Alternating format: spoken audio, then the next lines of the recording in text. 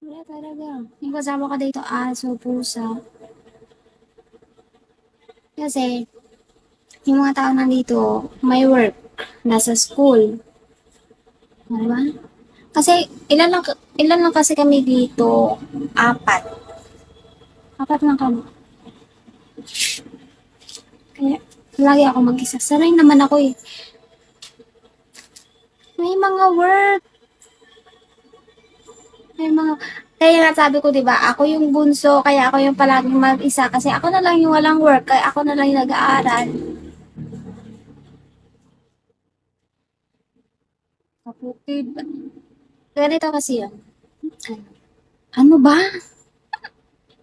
Nagsa-story, may, ano, story, ano na tayo dito, storytelling. Basta may mga work, ganun. May mga work na lang. Okay. So, busy na sila sa work nila.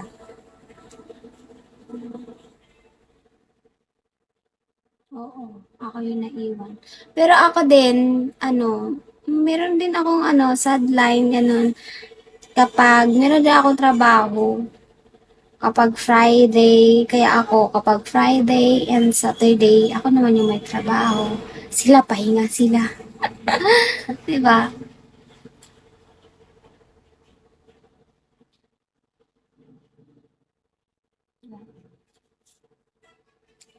Ano sabi? Ano, nagtitinda kami ng ano, ng kakanin. Alam niyo yun? Kapag, ano, Sunday, tsaka Saturday.